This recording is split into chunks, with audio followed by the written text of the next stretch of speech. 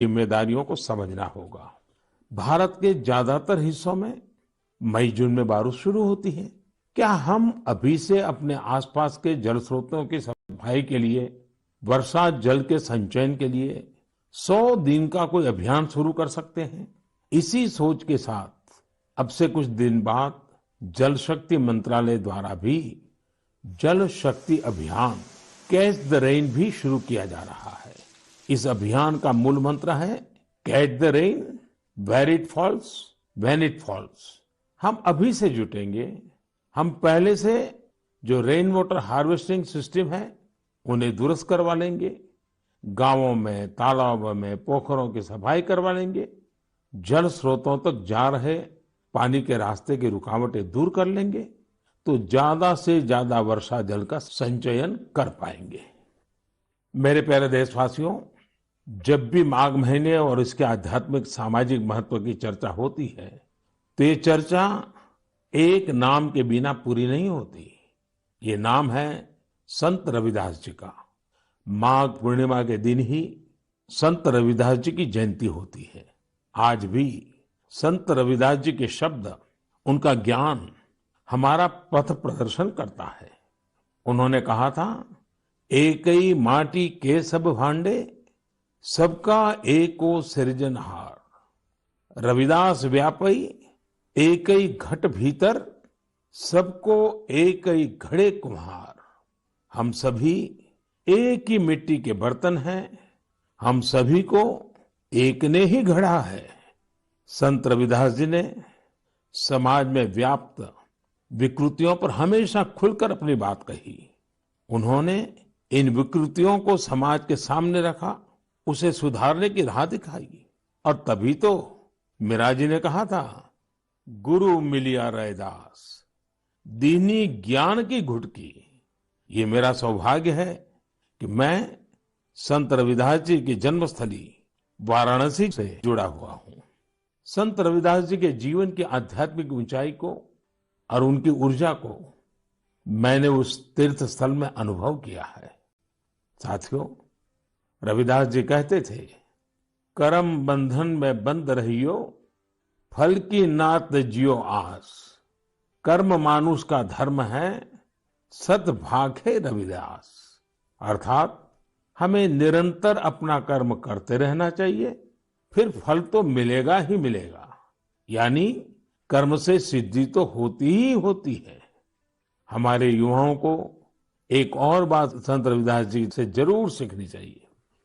युवाओं को कोई भी काम करने के लिए खुद को पुराने तौर तरीकों में बांधना नहीं चाहिए।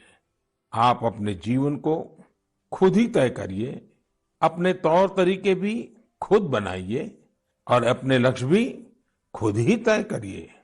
अगर आपका विवेक, आपका आत्मविश्वास मजबूत है, तो आपको दुनिया में किसी भी चीज से डरने की जरूरत नहीं है। मैं ऐसा इसलिए कहता हूं क्योंकि कई बार हमारे युवा एक चली आ रही सोच के दबाव में वो काम नहीं कर पाते जो करना वाकई उन्हें पसंद होता है। इसलिए आपको कभी भी नया सोचने, नया करने में संकोच नहीं करना चाहिए।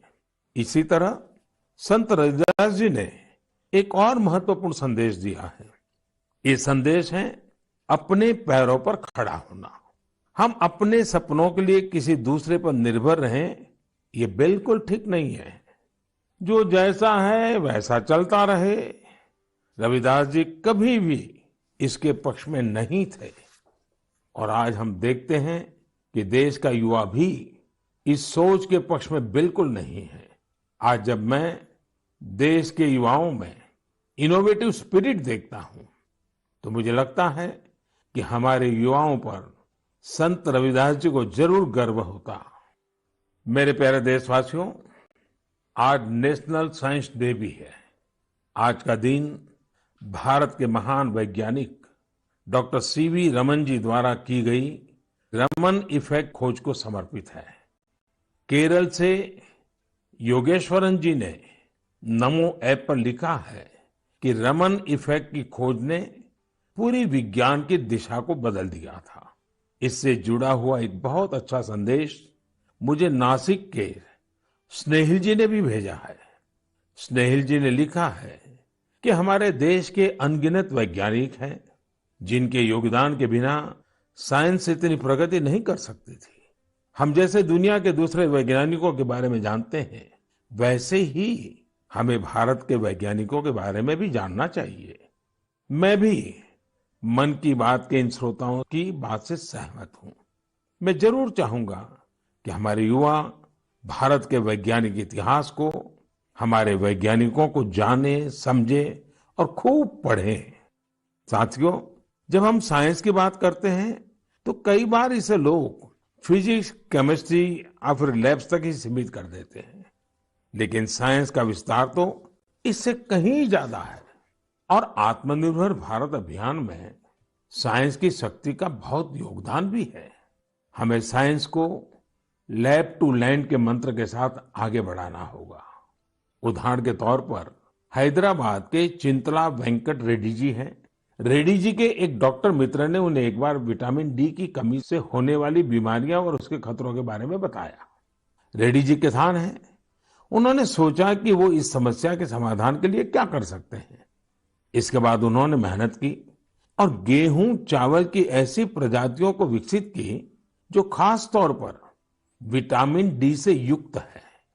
इसी महीने उन्हें World Intellectual Property Organization Geneva से पेटेंट भी मिली है।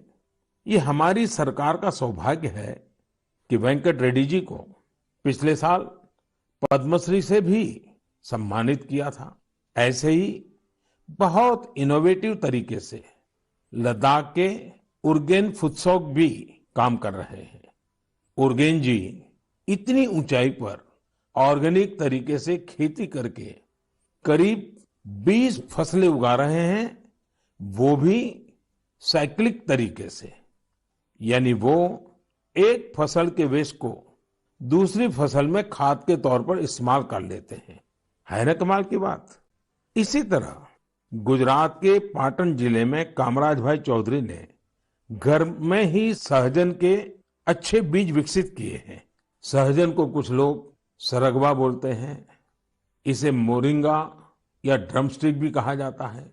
अच्छे बीजों की मदद से जो सहजन पैदा होता है, उसकी क्वालिटी भी अच्छी होती है। अपनी उपज को वो अब तमिलनाडु और पश्चिम बंगाल भेजकर अपनी आय भी बढ़ा रहे हैं। साथियों, आजकल चिया सीड्स का नाम आप लोग बहुत सुनते होंगे। हेल्थ अवेयरनेस से जुड़े लोग इसे काफी महत्व देते हैं और दुनिया में इसकी बड़ी मांग भी है। भारत में इसे ज्यादातर बाहर से मंगाते हैं, लेकिन अब चिया सीड्स में आत्मनिर्भरता का बीड़ा भी लोग उठा रहे हैं। ऐसे ही यूपी के बाराबंकी में हरिश्चंद्र जी ने चिया सीड्स की खेती शुरू की है। चिया सीड्स की खेती उनकी आय भी बढ़ाएगी और आत्मनिर्भर भारत अभियान में मदद भी करेगी। साथियों, एग्रीकल्चर वेस्ट से वेल्थ क्रिएट करने के भी कई प्रयोग देश भर में सफलतापूर्वक चल रहे हैं। जैसे मदुरई के मुरुगेसन जी ने केले के वेस्ट से रस्सी बनाने की एक मशीन बनाई है। मुरुगेसन जी के इस इनोवेशन से पर्यावरण और गंदगी का भी समाधान होगा और किसानों के लिए अतिरिक्त आय का रास्ता भी बनेगा। साथियों, मन की बात के श्रोताओं को इतने सारे लोगों के बारे में बताने का मेरा मकसद यही है कि हम सभी इनसे प्रेरणा लें। जब देश का हर नागरिक अपने जीवन में विज्ञान का विस्तार करेगा, हर क्षेत्र में करेगा, तो प्रगति के रास्ते भी खुलेंगे और देश आत्मनिर्भर भी बनेगा। और मुझे विश्वास है ये देश का हर नागरिक कर सकता है। मेरे प्यारे साथियों, कोलकाता के रंजन जी ने अपने पत्र में बहुत ही दिलचस्प और बुनियादी सवाल पूछा है और साथ ही बेहतरीन तरीके से उसका जवाब भी देने की कोशिश की है। वे लिखते हैं कि जब हम आत्मनिर्भर होने की बात करते हैं तो इसका हमारे लिए क्या अर्थ होता है। इसी सवाल के जवाब में उन्होंने खुद ही आगे लिखा है कि आत्मनिर्भर भारत अभियान केवल एक गवर्नमेंट पॉलिसी नहीं है, बल्कि एक नेशनल स्पिरिट है। वो मानते हैं कि आत्मनिर्भर होने का अर्थ है कि अपनी किस्मत का फैसला खुद करना यानी स्वयं अपने भाग्य का नियंता होना। रंजन बाबू की बात 100% सही है। उनकी बात को आगे बढ़ाते हुए मैं ये भी कहूंगा कि आत्मनिर्भरता की पहली शर्त होती है अपने देश की चीजों पर गर्व होना, अपने देश के लोगों द्वारा बनाई वस्तुओं पर गर्व होना। जब प्रत्येक देशवासी गर्व करता है, प्रत्येक देशवासी जुड़ता है, तो आत्मनिर्भर भारत सिर्फ एक आर्थिक अभियान न रहकर एक नेशनल स्पिरिट बन जाता है। जब आसमान में हम अपने देश में बने फाइटर प्लेन तेजस को कलाबाजियां खाते देखते हैं, जब भारत में बने टैंक, भारत में बनी मिसाइलें हमारा गौरव बढ़ाते हैं, जब समृद्ध देशों में हम मेट्रो ट्रेन के मेड इन इंडिया कोचेस देखते हैं, जब दर्जनों देशों तक made in India corona vaccine को पहुंचते हुए देखते हैं, तो हमारा माथा और ऊंचा हो जाता है। और ऐसा ही नहीं है कि बड़ी बड़ी चीजें ही भारत को आत्मनिर्भर बनाएगी। भारत में बने कपड़े, भारत के टैलेंटेड कारीगरों द्वारा बनाया गया हैंडीक्राफ्ट का सामान, भारत के इलेक्ट्रॉनिक उपकरण, भारत के मोबाइल, हर क्षेत्र में हमें इस गौरव को बढ़ाना होगा। जब हम इसी सोच के साथ आगे बढ़ेंगे, तभी सही मायने में आत्मनिर्भर बन पाएंगे। और साथियों, मुझे खुशी है कि आत्मनिर्भर भारत का ये मंत्र देश के गांव-गांव में पहुंच रहा है। बिहार के बेतिया में यही हुआ है, जिसके बारे में मुझे मीडिया में पढ़ने को मिला। बेतिया के रहने वाले प्रमोद जी दिल्ली में एक टेक्नीशियन के रूप में एलईडी बल्ब बनाने वाली फैक्ट्री में काम करते थे। उन्होंने इस फैक्ट्री में कार्य करने के दौरान पूरी प्रक्रिया को बहुत बारीकी से समझा, लेकिन कोरोना के दौरान प्रमोद जी को अपने घर वापस लौटना पड़ा। आप जानते हैं, लौटने के बाद प्रमोद जी ने क्या किया? उन्होंने खुद एलईडी बल्ब बनाने की एक छोटी सी यूनिट ही शुरू कर दी। उन्होंने अपने क्षेत्र के कुछ युवाओं को साथ लिया और कुछ ही महीनों में फैक्ट्री वर्कर से लेकर फैक्ट्री ओनर बनने तक का सफर पूरा कर दिया, वह भी अपने ही घर में रहते हुए। एक और उदाहरण है यूपी के गढ़मुक्तेश्वर का। गढ़मुक्तेश्वर से श्रीमान संतोष जी ने लिखा है कि कैसे कोरोना काल में उन्होंने आपदा को अवसर में बदला। संतोष जी के पुरखे शानदार कारीगर थे, चटाई बनाने का काम करते थे। कोरोना के समय जब बाकी काम रुके, तो इन लोगों ने बड़ी ऊर्जा और उत्साह के साथ चटाई बनाना शुरू किया। जल्द ही उन्हें न केवल उत्तर प्रदेश बल्कि दूसरे राज्यों से भी चटाई के ऑर्डर मिलने शुरू हो गए। संतोष जी ने यह भी बताया है, इससे इस क्षेत्र की सैकड़ों साल पुरानी खूबसूरत कला को भी एक नई ताकत मिली है। साथियों, देश भर में ऐसे कई उदाहरण हैं जहां लोग आत्मनिर्भर भारत अभियान में इसी तरह अपना योगदान दे रहे हैं। आज यह एक भाव बन चुका है जो आम जनों के दिलों में प्रवाहित हो रहा है। मेरे प्यारे देशवासियों, मैंने नमो ऐप पर गुड़गांव निवासी मयूर की एक इंटरेस्टिंग पोस्ट देखी। वे पैशनेट बर्ड वॉचर और नेचर लवर है। मयूर जी ने लिखा है कि मैं तो हरियाणा में रहता हूं, लेकिन मैं चाहता हूं कि आप असम के लोगों और विशेष रूप से काजीरंगा के लोगों की चर्चा करें। मुझे लगा कि मयूर जी राइनोज के बारे में बात करेंगे, जिन्हें वहां का गौरव कहा जाता है। लेकिन मयूर जी ने काजीरंगा में वाटरफॉल्स की संख्या में हुई बढ़ोतरी को लेकर असम के लोगों की सराहना के लिए कहा है। मैं ढूंढ रहा था कि हम वाटरफॉल्स को साधारण शब्दों में क्या कह सकते हैं, तो एक शब्द मिला, जल पक्षी। ऐसे पक्षी जिनका बसेरा पेड़ों पर नहीं पानी पर होता है, जैसे बतख वगैरह। Kaziranga national park and tiger reserve authority कुछ समय से एनुअल वाटरफॉल सेंसस करती आ रही है। इस सेंसस से जल पक्षियों की संख्या का पता चलता है और उनके पसंदीदा हैबिटेट की जानकारी मिलती है। अभी 2-3 सप्ताह पहले ही सर्वे फिर हुआ है। आपको भी ये जानकर खुशी होगी कि इस बार जल पक्षियों की संख्या पिछले वर्ष की तुलना में करीब 175% ज्यादा आई है। इस सेंसस के दौरान काजीरंगा नेशनल पार्क में बर्ड्स की कुल 112 स्पीशीज को देखा गया है। इनमें से 58 स्पीशीज यूरोप, सेंट्रल एशिया और ईस्ट एशिया सहित दुनिया के विभिन्न हिस्सों से आए विंटर माइग्रेंट्स है। इसका सबसे महत्वपूर्ण कारण यह है कि यहाँ बेहतर वाटर कंजर्वेशन होने के साथ ह्यूमन इंटरफियरेंस बहुत कम है। वैसे कुछ मामलों में पॉजिटिव ह्यूमन इंटरफियरेंस भी बहुत महत्वपूर्ण होता है। असम के श्री जादव पायेंग को ही देख लीजिए। आप में से कुछ लोग उनके बारे में जरूर जानते होंगे। अपने कार्यों के लिए उन्हें पद्म सम्मान मिला है।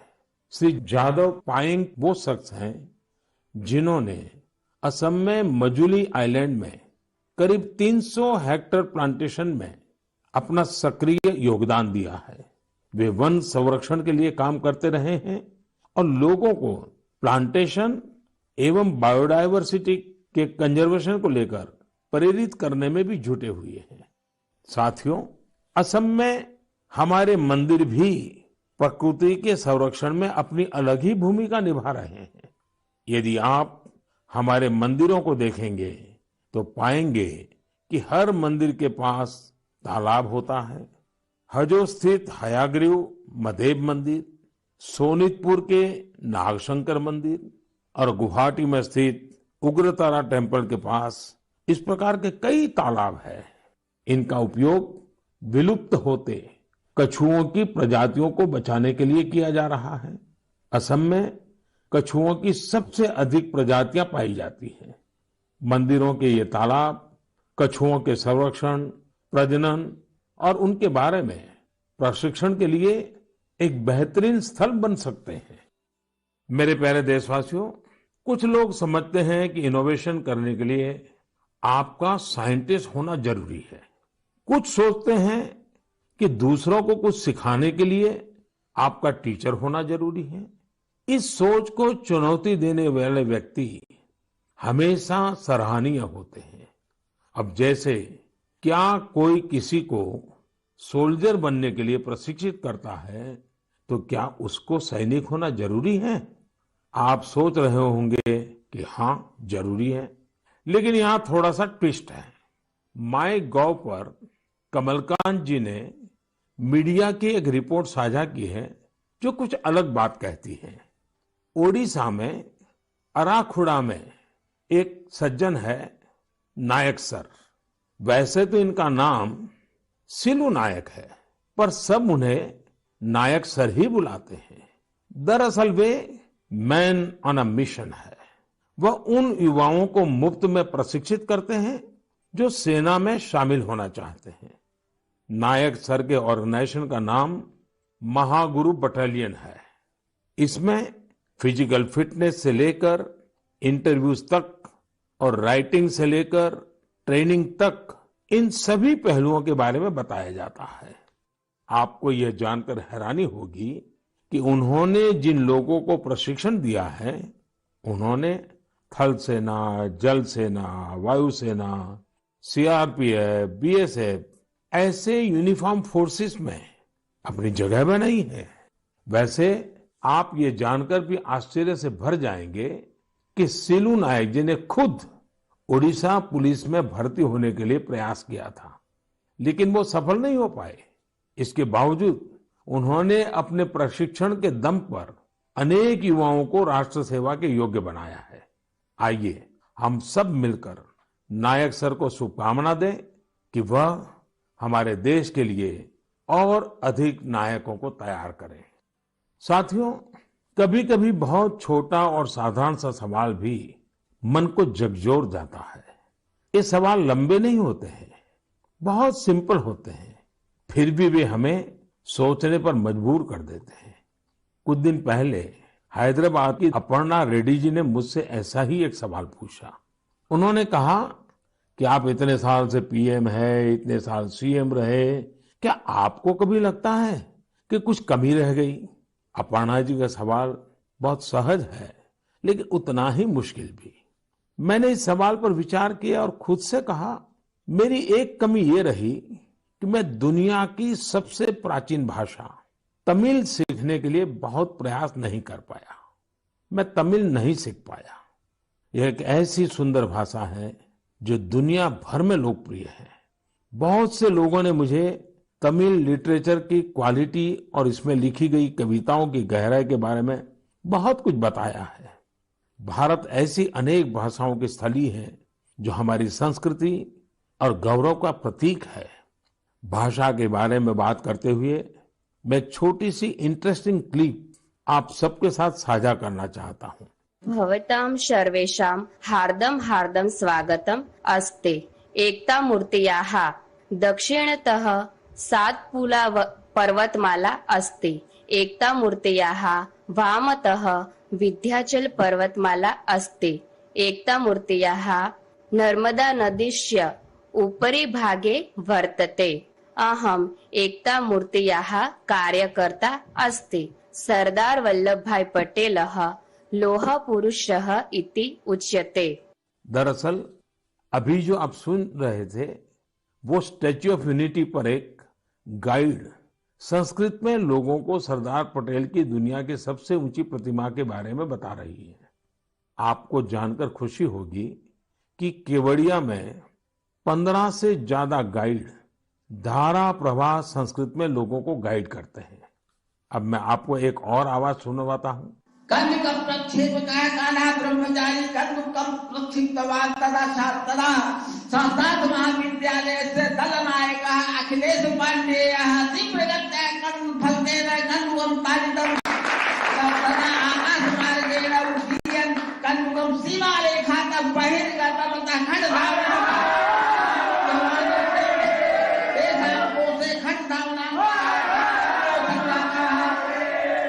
आप भी इसे सुनकर हैरान हो गए होंगे। दरअसल ये संस्कृत में की जा रही क्रिकेट कमेंट्री है। वाराणसी में संस्कृत महाविद्यालयों के बीच एक क्रिकेट टूर्नामेंट होता है। ये महाविद्यालय है शास्त्रार्थ महाविद्यालय, स्वामी वेदांती वेद विद्यापीठ, श्री ब्रह्मवेद विद्यालय और इंटरनेशनल चंद्रमौली चैरिटेबल ट्रस्ट। इस टूर्नामेंट के मैचों के दौरान कमेंट्री संस्कृत में भी की जाती है। अभी मैंने उस कमेंट्री का एक बहुत ही छोटा सा हिस्सा आपको सुनाया। यही नहीं, इस टूर्नामेंट में खिलाड़ी और कमेंटेटर पारंपरिक परिधान में नजर आते हैं। यदि आपको एनर्जी, एक्साइटमेंट, सस्पेंस सब कुछ एक साथ चाहिए तो आपको खेलों की कमेंट्री सुननी चाहिए। टीवी आने से बहुत पहले स्पोर्ट्स कमेंट्री ही वो माध्यम थी जिसके जरिए क्रिकेट और हॉकी जैसे खेलों का रोमांच देश भर के लोग महसूस करते थे। टेनिस और फुटबॉल मैचों की कमेंट्री भी बहुत अच्छी तरह से पेश की जाती है। हमने देखा है कि जिन खेलों में कमेंट्री समृद्ध है उनका प्रचार प्रसार बहुत तेजी से होता है।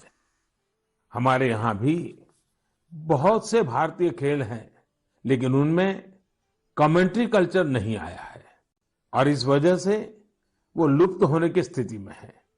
मेरे मन में एक विचार है, क्यों न